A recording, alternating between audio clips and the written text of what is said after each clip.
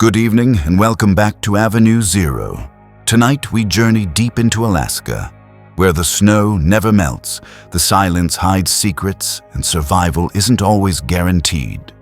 These are 4 real Alaskan horror stories you shouldn't watch alone. Subscribe now and let's step into the cold together. It began with my colleague, a wildlife photographer named Elena Morales. Elena had spent over a decade traversing Alaska's backcountry for National Geographic, capturing its raw beauty through the harshest winters. I first met her in 2019 when I was guiding researchers and photographers through the icy expanses near the Wrangell Mountains. Unlike anyone I'd worked with, Elena thrived in the extreme cold. She often said the wilderness reveals its secrets only when you endure its cruelty. Her portfolio was haunting: wolves cutting through blizzards, caribou navigating frozen tundras, northern lights dancing across jagged glaciers. But she had become obsessed with one phenomenon she called frost wraiths, ethereal formations that appeared when moisture crystallized around abandoned structures during brutal cold snaps, creating ghostly figures that shimmered and shifted in ways light alone couldn't explain. In December 2021, Elena approached me with her plan. She intended a solo expedition to an abandoned mining camp 60 miles northeast of McCarthy. The site had been deserted since the 1940s. Only a skeletal skeleton of cabins and machinery remained, frozen under layers of ice and snow. She had rented a small cabin from a local outfitter, intending to stay 2 weeks alone with her camera equipment. I advised against it. Temperatures in that region plunged below -50. Storms could trap travelers for days, and cell service was non-existent. Yet Elena was resolute. She had prepared meticulously: professional-grade cold weather gear, an emergency beacon, 3 weeks of supplies, and a satellite communicator for daily check-ins. We agreed she would send me a message every evening at 8. If I went more than 24 hours without hearing from her, I would alert search and rescue. Elena flew out on December 15th with a bush pilot named Sam, who dropped her at the cabin along with her gear. The first few days went smoothly. Her messages were enthusiastic and concise. Day 1. Arrived safely. Cabin is solid. Temperature -32. Light here is surreal, she wrote. By day 3, she discovered the first unusual formations near the old mining entrance. Ice formations unlike anything I've seen. Staying extra day to document. At this point, I was still calm. The conditions alone were challenging enough. Elena's professionalism reassured me. But day 4 brought the first sign that something was wrong. Her message came at 11 p.m., not 8. The formations are moving. I know it sounds impossible, but time-lapse footage shows them shifting when I'm not looking directly at them. My unease grew. Isolation and extreme cold can play tricks on the mind, but Elena was meticulous, logical. Something in those photographs didn't fit the rules of reality. By day 5, she reported the impossible. They are not ice. I don't know what they are, but they appear in my photos even when I cannot see them. By day 6, her tone shifted from curiosity to fear. They know I'm photographing them. Every image shows more of them, or perhaps they are closer. I can't tell which day 7 was worse. Photos appeared on her camera that she hadn't taken. Timestamps in the middle of the night. Figures in the images stood around her bed while she slept. I immediately contacted Sam to attempt a flyover, but storms kept him grounded. By day 8, the photographs revealed shapes inside the cabin. Tall, impossibly thin figures. They were invisible to the naked eye, but captured by her lens, they loomed over furniture, examining equipment, observing Elena as she moved. Day 9 brought clarity. The camera sees what is really here. They are not ice, not ghosts. Something else, existing in a spectrum beyond human perception. Sam finally managed a flyover on day 10. From above, the cabin appeared normal. Smoke curled from the chimney. Supplies remained outside, untouched. No signs of distress, yet the photographs told a different story. They were everywhere, even in shots from the first day. They were here before I arrived. They have always been here, Elena wrote. By day 11, she left the camera running overnight. Morning revealed 847 new images. The cabin was encircled by dozens of these tall, crystalline figures. Some peered through windows, others examined her gear, their attention unnervingly deliberate. On day 12, she sent a chilling realization. They want to be seen. They want documentation. I am the first person with equipment sensitive enough to capture them. Days 13 and 14 confirmed it. They are not hostile, she reported. They are curious. When I show them photographs of themselves, they study the images with the same wonder we reserve for discovery. Her final message read, "I'm staying longer than planned. This is the most important work I've ever done. They deserve documentation. I will contact you when ready." That was the last communication I received. When Elena failed to check in on day 15, I alerted search and rescue. By day 17, a team reached her cabin. What we found was terrifying. She was alive but catatonic, seated at a small wooden table surrounded by hundreds of printed photographs. Her camera was still running, capturing images every few minutes. The photographs depicted the cabin filled with the tall crystalline beings. Some touched her equipment, others seemed to communicate with each other. A few images showed them standing beside Elena, observing her. Over time, the sequence of photos revealed her posture gradually becoming rigid, unnatural. Medical teams cited hypothermia and dehydration, yet her body temperature was impossibly low for survival, her pulse barely 12 beats per minute. She remained in this catatonic state for 6 weeks. When she finally spoke, she whispered, "They are still here." Elena claimed the beings had attached themselves to her. She could see them everywhere, hospital corridors, her room, observing humans, interacting with equipment. Doctors diagnosed severe PTSD and cold-induced psychosis, but I had seen the photographs. The equipment kept recording empty rooms that weren't empty. After release, Elena's obsession escalated. She photographed ordinary spaces, parking lots, offices, shopping centers, capturing the figures exploring human environments. Her final exhibition, The Invisible Migration, displayed hundreds of photographs showing these beings moving unnoticed through Anchorage. Then, in September 2022, she vanished. Her apartment was empty, save for camera equipment and thousands of images. The last photographs captured her bedroom, filled with the crystalline figures, Elena nowhere to be seen. They stared at the camera, as if posing for a portrait. Sometimes, I look at one photograph I kept. It's a normal coffee shop downtown, but if you watch closely, the tall, thin figures linger among the customers, silent, observing, intelligent, and lately, in the corner of my vision, I swear I see shapes moving just beyond perception, shapes that should not exist. And I wonder if keeping that photograph was a mistake, if I've invited their attention into my own world. Because in Alaska, the wilderness is not empty. It's watching, it's patient, and sometimes it wants to be seen. The first time I set foot on Lake Tustumina's ice, I knew I was far from the world I thought I knew. The wind howled across the frozen expanse, carrying with it the scent of snow and pine, the kind of sharp, biting cold that made every inhale a small shock to the lungs.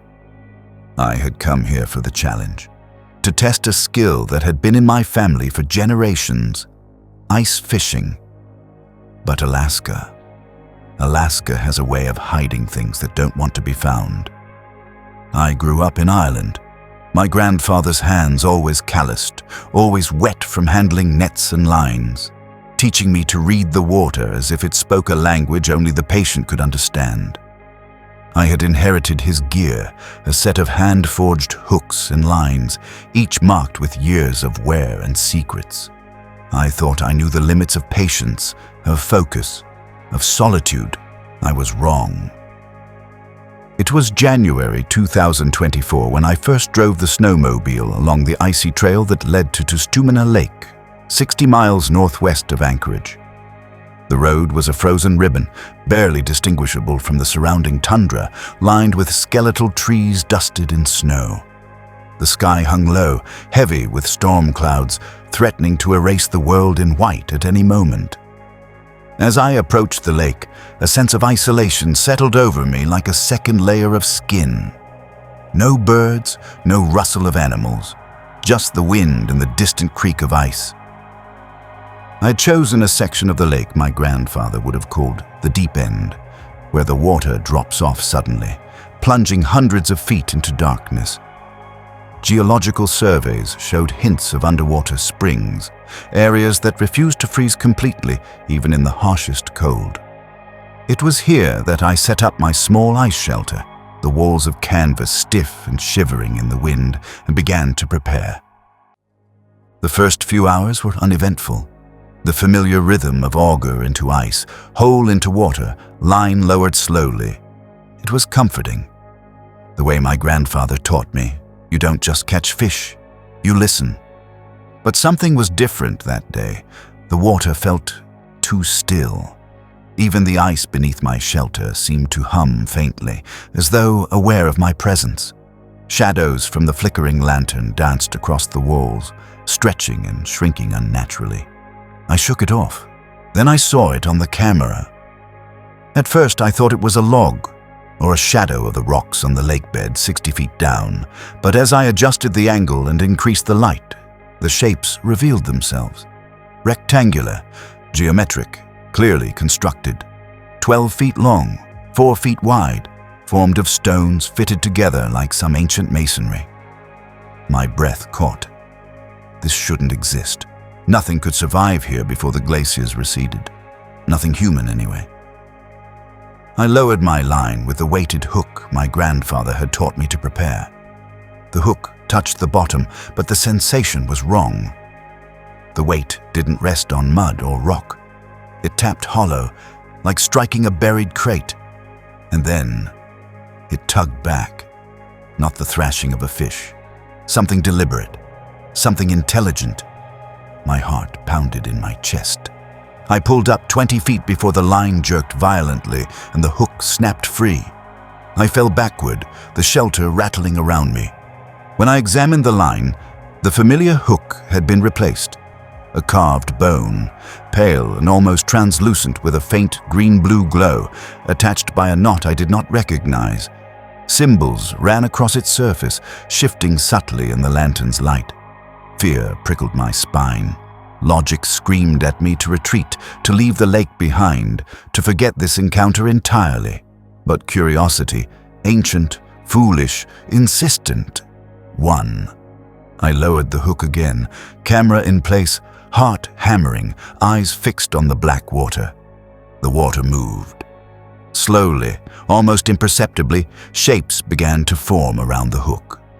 Long, serpentine forms that seemed to absorb light, slipping through the depths as if the lake itself was breathing. My first thought was eels. Then I saw the heads, flattened, elongated, eyes reflecting light like polished mirrors, and the arms. They weren't fins. They were arms, with too many fingers, manipulating stones, carving, constructing. Something beneath the ice. One reached for the hook. The moment it touched, I felt it. A vibration up the line, a pulse that wasn't random. It carried patterns, rhythms, information. My grandfather's fishing methods weren't just about catching, they were about communication. I understood that instinctively. My mind filled with impressions that weren't images or sounds, but ideas, concepts, warnings, instructions. The structure below was a preservation chamber, built by these creatures I later learned to call the Talisar, guardians of the lake, ancient and vigilant, entrusted with protecting objects and knowledge. buried before humans walked the world. They had waited through millennia, through ice ages and floods, for someone capable of understanding them. And now, I was chosen. Hours passed.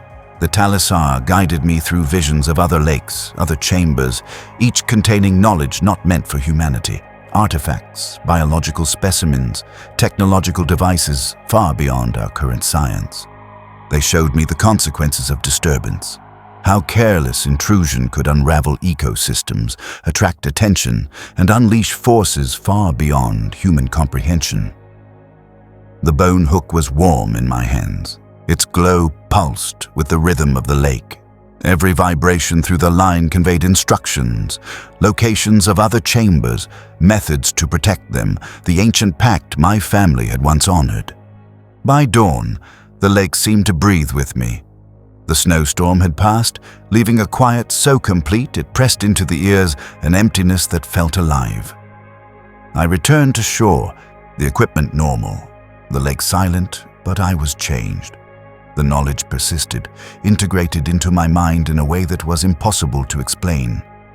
My perception of water was no longer limited to science. I could sense currents, creatures, hidden chambers. I could communicate in ways the world would never believe. Weeks passed. I returned to Tustumena Lake repeatedly, not to fish, but to repair, maintain, and learn from the Talisar. Each visit was a ritual, a careful choreography of tradition and intuition, of human and guardian knowledge. At the surface, I caught trout, documented temperatures, recorded depth charts. Beneath, I safeguarded secrets older than civilization itself. Local fishermen began to notice. Some swore they saw a figure on the ice during storms, impossibly alone, moving with a strange purpose. Holes in the ice formed intricate geometric patterns that no ordinary fisher could create. I said nothing. Some things, I realized, must remain hidden. Some knowledge must remain untouched until the world is ready. The Talisar taught me the rules: respect, patience, and discretion. Every lake, every spring, every ancient chamber is a line in a story that humans weren't meant to read. And I, unwillingly chosen, am now its keeper. The wind still cuts across Tustumena Lake, sharp and unforgiving, but I no longer fear it. I fear only what would happen if the world discovered the depth that sleep beneath the ice before it is ready. So when you travel to Alaska's frozen lakes, remember this. Some waters are older than time, deeper than history, and alive in ways you cannot imagine. Listen. Watch, respect, and never ever fish for what isn't meant to be caught. Because beneath the ice, some things should stay sleeping. I've spent most of my life on the radio waves, guiding planes across Alaska's endless wilderness. I know the mountains like the back of my hand, the frozen lakes, the forests where silence can swallow you whole. But even I was unprepared for what happened that winter. It started with a pilot named Elias Calder. Elias wasn't just any pilot. He was the kind of man everyone trusted to survive the kind of flights that would scare even seasoned bush pilots. For nearly 20 years, he had flown Alaska's most dangerous routes without incident, delivering supplies to villages cut off from the world, rescuing lost hikers in whiteout storms, ferrying scientists to research sites that helicopters avoided. He had a reputation for precision, for reading the weather like a sixth sense. Some joked it was supernatural. I never doubted it. I knew Elias personally because I worked as a flight coordinator for Denali Air Services out of Fairbanks. My job was to track flights, monitor weather, and keep the pilots safe, or at least try to. In 20 years of dispatching, I had never worried about Elias Calder. He was the pilot other pilots called when conditions were too treacherous for anyone else. Elias flew a heavily modified Piper Cub that he had personally upgraded over a decade. Every bolt, every wire, every dial, he knew it better than most people know their own kitchens. The plane had GPS, emergency beacons, satellite radios, and enough survival gear to last 2 weeks in the backcountry. If anyone could handle a crisis in Alaska's wilderness, it was Elias. On January 14, 2024, he was scheduled for what should have been a routine charter. A geological survey team needed transportation from Fairbanks to a remote canyon near Mount Denali, almost 300 miles to the southwest. The passengers were Dr. Lila Warren, a volcanologist, and her graduate assistant, Theo Mercer. They planned a round trip with overnight camping. The forecast was perfect. Clear skies, light winds, visibility unlimited. I approved the flight without hesitation. Elias took off at 7:45 a.m., calm and professional as always. His first radio check came at 8:30. Everything was normal. Lila's voice floated over the comm, marveling at the mountain peaks. By 9:15, he reported passing the halfway point, still on course. The flight was smooth, serene, almost too perfect. Then, at 9:45, I got a transmission that made my stomach twist. Fairbanks Dispatch, this is November 41 Echo. We're about 15 minutes from the landing site. System's normal, but something's unusual on the ground. I froze. Copy Echo. Unusual activity. What do you mean? Animals, Elias said. Voice calm but tight. A herd, but moving in patterns too precise to be natural. Could be caribou, but it looks orchestrated. Any issues with navigation? I asked. No, he said. All green. It's just the behavior of the animals. I've never seen anything like it. That was the last routine transmission. By 11 a.m., when he failed to check in at the scheduled time, I began standard overdue procedures. I contacted the survey team, confirmed they'd received nothing, and tried to track him, but the wilderness offered no answers. Clear skies. No other pilots reported seeing the cub. By 2 p.m., a full search operation had launched. Helicopters combed the mountains, planes scanned valleys. By nightfall, we had covered over 500 square miles. Nothing. The next morning, the search resumed with even more intensity. Ground teams moved through dense spruce forests. The emergency beacon should have triggered on impact, but it remained silent. GPS tracking showed a last known location, but extensive searching revealed nothing. On the third day, a helicopter spotted wreckage in a valley about 12 miles from the intended landing site. The terrain was nearly vertical, accessible only by air. The clearing was small, surrounded by tall, dark spruce. And there it was, the cub. But the scene didn't make sense. The plane had impacted nose first, at an angle suggesting a controlled descent. There was no debris trail. Usually a crash in these mountains scatters metal and wood for hundreds of feet. This plane seemed to have fallen straight down from the sky like it had been plucked from another world. The emergency beacon? Intact, functional, and completely silent. Tested afterward, it worked perfectly. Even stranger were the instruments. The GPS recorded a last position nearly 50 miles north of the crash site. The altimeter read 12,000 feet, while the clearing was at 3,100. Fuel tanks were full, though he should have burned half by then. The bodies were found properly strapped into their seats. Elias at the controls, as if he were still trying to manage a landing that had no logic. Lila and Theo restrained, calm as though nothing had happened. Official reports cited impact injuries consistent with a crash, but toxicology revealed something impossible. Their blood oxygen levels were far higher than the altitude warranted, like someone breathing pure oxygen at sea level. The strangest discovery was the voice recorder Elias had installed for training. 90 minutes of normal flight conversation, followed by 17 minutes of audio that should not have existed. The last segment captured Elias as they approached the landing site. Only it wasn't their landing site. "Lila, do you see this?" he asked, voice trembling. The ground. It's changed. There are structures here. They weren't on the maps. Lila responded, bewildered. Buildings. Tall, narrow, lights moving, but not electric. Something else. Theo murmured. Maybe we should try somewhere else. I'm trying, Elias said, but the GPS, it's lying. It shows us at the destination, but we're not. The next few minutes of the recording are a nightmare. Compasses spun freely, radios picked up impossible signals. And below was something unnatural. Hundreds of figures standing in perfect rows, staring directly up at them. They were not waving, not moving, just watching. They're wrong, Elias said, voice low, terrified. Too tall. Arms. Too long. This isn't human. He tried to maneuver, full power, controls responding, but the plane descended anyway. It's like something's pulling us down.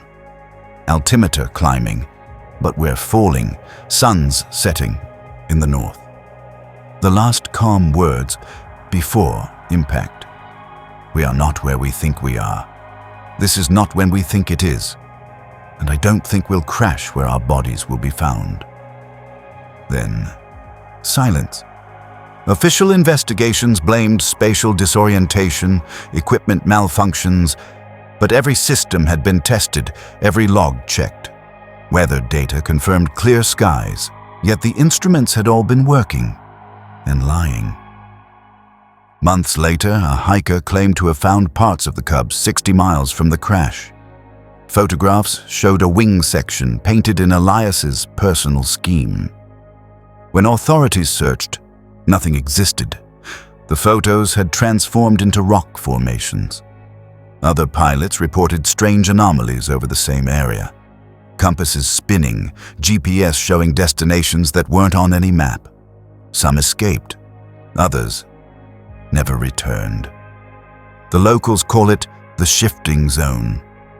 A place where instruments lie, directions mean nothing, and aircraft vanish into somewhere that exists between reality and something else. I still have that voice recording. Late at night, I listen to those 17 minutes and wonder, maybe Elias was right. Maybe they didn't crash where their bodies were found. Maybe they slipped into a place not on any map, a place that watches, waits, and sometimes takes those who come too close. If a pilot like Elias Calder can vanish in clear skies, if instruments can lie so convincingly, then there are corners of Alaska that are not part of the world we know. And some of them are hungry for the curious, the daring, the foolish. I've been flying here for decades. I know the mountains, the frozen rivers, the icebound valleys. But I don't go near the shifting zone, and neither do the others, because sometimes the wilderness isn't empty.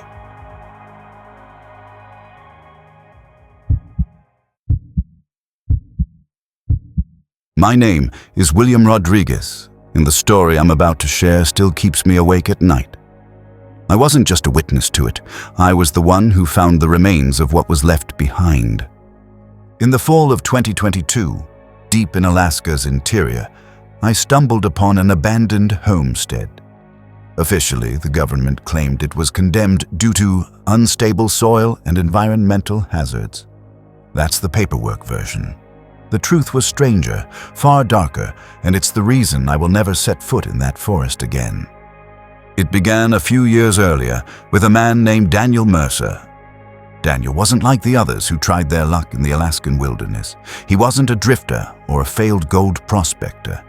He was a former software engineer from Charlotte, North Carolina. Mid-30s, educated, sharp-minded. He'd grown tired of concrete, cubicles, and endless deadlines. He told people he wanted freedom, not just from his career, but from the entire machinery of civilization. So, in 2019, he used his savings to buy 40 acres of untouched land bordering Denali's vast wilderness. No neighbors for 12 miles, no real roads. Just dense forest, a seasonal creek, and a clearing large enough for him to build his dream, a life completely off-grid. At first it worked. When I met him on one of my ranger patrols, Daniel was enthusiastic, almost glowing. His cabin was sturdy, built from logs he'd cut himself. Solar panels lined the roof. A wood stove kept the place warm. He had chickens, a greenhouse, even a backup wind turbine. I remember him saying with this proud smile, "This is everything I ever wanted. Just me and the land. Nothing else." I saw him a few more times in those early years. Each time he was quieter, more absorbed in the rhythms of survival. By 2020, he'd cut his satellite internet. He said it wasn't worth the distraction. "The forest teaches you more than any website ever could," he told me once. "But you have to listen." I didn't see him again after that. Still, I noted smoke from his chimney in winter. Proof he was alive. Proof the forest hadn't beaten him. But in September of 2022, something was off. During an aerial survey, I noticed his land looked dead. No smoke, no movement, no sign of a garden. We landed nearby and I hiked to his cabin. The door was ajar. Inside, it was as if Daniel had left mid-step. Plates with half-eaten food still sat on the table, crawling with flies. Clothes lay scattered like he'd been packing, but all his emergency supplies, the kind no survivalist would ever abandon, remained untouched. And then, on the kitchen table, I found his journal. That's where everything changed. At first, the entries read like any homesteader's notes: weather, crops, how much firewood he had left. Then, slowly, the tone shifted. September 30th, 2020. "The trees are watching me." I know how that sounds, but I'm certain of it. They lean ever so slightly, and it's not random. It's deliberate. October 15th, 2020. I marked them with stakes. The forest is moving in patterns. They're shifting to see the cabin better. November 8th, 2020. The animals are helping them. Foxes, birds, rabbits. They watch me, then return to the same trees. They're reporting back. By 2021, his entries were no longer just paranoia. They were devotion. March 22nd, 2021. The roots beneath the soil are a network, a web. The entire forest is connected, communicating. I've seen the patterns myself. June 7th, 2021. Contact has been made. It spoke without words. The forest welcomes me but warns me too. Balance must be respected. It wasn't long before Daniel believed he was no longer alone. He thought he had been chosen. As I turned the pages, my hands trembled. The handwriting itself began to warp, letters curling into shapes I barely recognized. His entries became more disturbing. October 31st, 2021. My vision sharpens at night. I can see threads of energy running between the trees. They shimmer in the dark. I'm learning to listen. December 25th, 2021. No need for food anymore. The forest provides.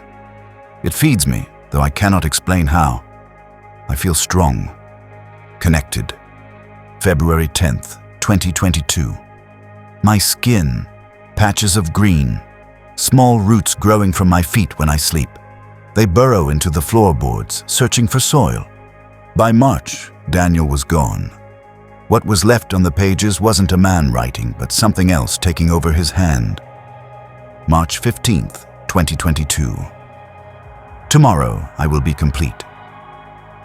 This is not death, but evolution. The human shell dissolves. The forest keeps me now. Attached to that entry were pages of strange symbols, drawn in what looked like sap or blood. Spirals, root-like shapes, things I couldn't decipher. I searched the cabin and the land for Daniel. I never found him, but in the soil near his garden, I discovered a mound the size and shape of a body. Strange plants grew there, plants I'd never seen before. Some leaves curled like fingers, some blossoms resembled teeth, and one plant, God help me, had something like an eye in the center, staring back at me. I left that night. But the story doesn't end there. The journal was collected, analyzed. Scientists claimed the ink contained plant matter no lab could identify. Soil samples revealed fungal networks of impossible complexity, an underground system stretching far beyond Daniel's property. The government sealed off the land, labeling it contaminated. But I heard what happened to the research team that followed. 3 botanists spent 5 days there. When they emerged, they spoke of voices in the trees, knowledge whispered into their minds. They claimed they had learned more about biology in those days than in decades of study. But their reports were gibberish, full of theories no science would accept. Within months, all 3 vanished into the wilderness, just like Daniel. And the strangest part, his land isn't unique anymore. Across Alaska, isolated settlers have disappeared, homesteads abandoned, strange plant growth spreading. Hunters whisper about wolves and bears acting as guardians of certain forests, blocking humans from entering. The official line? Stress, isolation, hallucination. That's what they'll say on paper, but I know better. I read Daniel's words. I saw the soil, the plants, the shapes that shouldn't exist. Something in that wilderness is alive. Not just the animals, not just the trees. Something older, something intelligent, something patient. It doesn't hunt with claws or teeth. It waits, it watches. And when someone like Daniel steps away from the noise of the modern world, when they finally grow quiet enough to listen, that's when it chooses them. And once the forest decides to keep you, you never truly leave. So the next time you find yourself walking alone in the woods and you feel as though the trees are leaning just slightly closer, listen carefully. Because maybe, just maybe, they're deciding whether you're ready to join them. And if they decide yes, you'll never be alone again.